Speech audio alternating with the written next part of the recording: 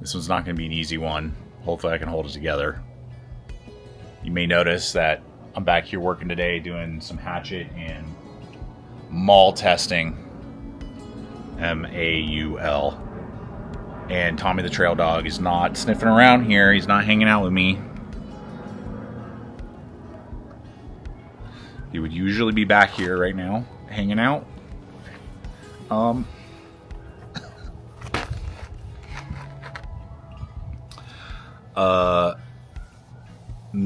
End of March, we celebrated his 14th birthday, and on Thursday last week, we had to say goodbye and let him go and put him down.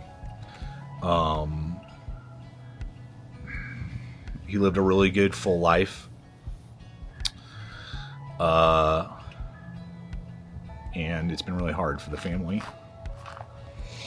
You know, you may not have seen him that often, in the last few years, if you've only been joining us for the past few years. So our Border Collie Springer Spaniel mix, Tommy, we got when he was about 8 weeks old.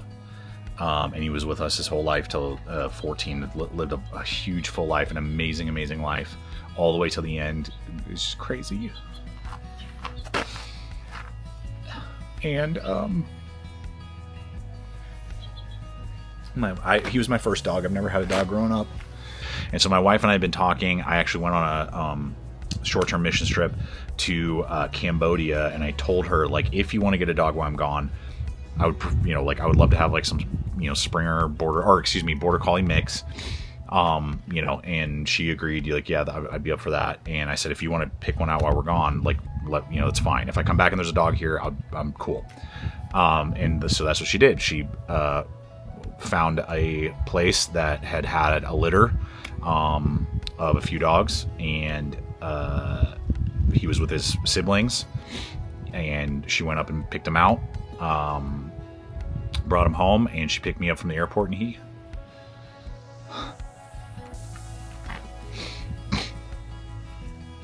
he was there, like at the foot of the car, like where your feet go and stuff. Anyway, and he was just the love of our lives, our first kid, if you will. And we had amazing adventures, especially before kids. I took him everywhere. I took him all hiking. He was such an awesome dog. I want to say well-behaved. Every owner thinks that their dog is well-behaved. I think so. So many adventures in those early years, especially. And then, kids came. Like a lot of dogs, I would say he got neglected. We loved him, took him for walks. I still hiked with him and stuff. But, when you're learning how to be a parent for the first time, he's second to the love that you're giving your child, and learning how to do both. And then we had because of the way Tommy was, and he was good in the car, he wasn't destructive, he was smart, he wouldn't get into trash, wouldn't try to escape, do that type of stuff. I do remember on one occasion, I tried an off leash. We went out in the woods. I was filming, doing knife reviews, and I let him off leash just to kind of see, we had done behavioral stuff and, call your name and, stay around me. And I got distracted, and I looked up, and he was nowhere in sight, and I could see in like 500 yards in every direction in the woods. And I'm like, oh my God, he's gone. He like totally ran off. He's miles away by now. What happened? So I just remember yelling, like, Tommy! And I'm also thinking on top of all of that, like we're in an area where there are mountain lions, and he's 50 pounds, a mountain lion would easily eat him for lunch. I'm like, Tommy! And I just blew my whistle one time, which he wasn't really even trained on. We didn't train him with a whistle. And I look, and from like 500 yards away, I just see him. I see him bounding over the hill, coming right back. And I didn't have to go like hunting for him, or, like, oh my gosh, spend like, 2 days trying to find my dog in the woods or something.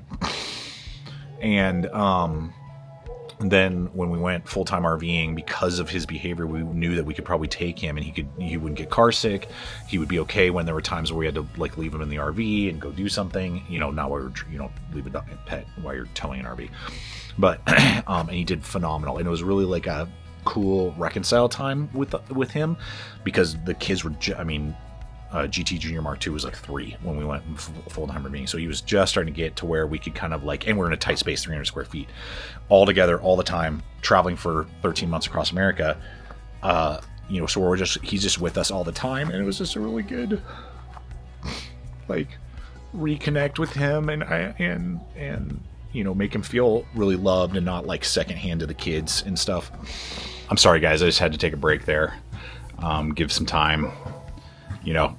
Pretty raw with some of that. It's actually been about 2 weeks since the first portion of the video.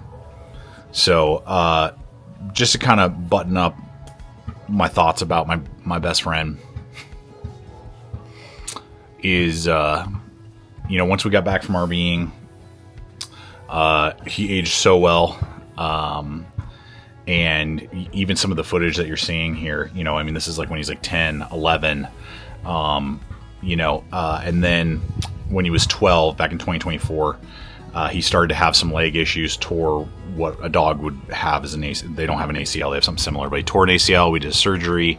As soon as he recovered from that, he tore his other one. We talked with the doctors. We're like, he's 12. I'm not sure we should be doing it. What should we do here?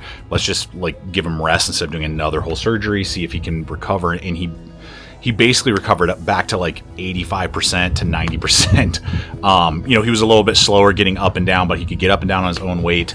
The footage you're seeing in this is on his 13th birthday. On his 13th birthday, we took him out on a hike. Obviously he could go about a mile or two before he would start to, be sore. And I could just tell it wasn't comfortable for him anymore. But he still had good eyesight, good hearing, clean, good coat on his 13th birthday last year, and that's why you haven't seen him in the last maybe few years when I do hiking and stuff like that. He just couldn't. Car rides were kind of hard on him. You couldn't really go more than about a mile or two, and I usually hike a lot more than that. So,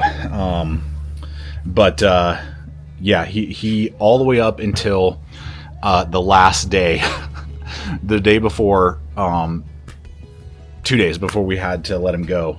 He was playing catch back here in the backyard with GT Junior Mark II. Running around, having a great time, loving life. And we only give that thanks be to God. And he was just a total gift from God, and a total blessing. Our miracle little guy that he just and just so tough. But unbeknownst to us, he had some cancer in some of his internal organs. And I know the doctors or us, he didn't show any signs of it. On that Wednesday, something we could tell was just seriously wrong with him. So we called the vet. We needed to take him in. We brought him in the next day. We were all there because we knew that there was probably, he was 14 years old, just had his 14th birthday, and we knew that there was a good chance, that this might be goodbye. And we were all there for him. And sure enough, they told us that, that's when they discovered the cancer, and that there's some complications, internally, and there's no coming back from this. It's time to let him go. So, we got to spend some time with him, but he walked in on his own power. Tough little guy, all the way till the end. He was a tough guy. And so, really hard. I stayed with him. Miss GT took the boys, and was there until the very, very last. And, he was at peace, and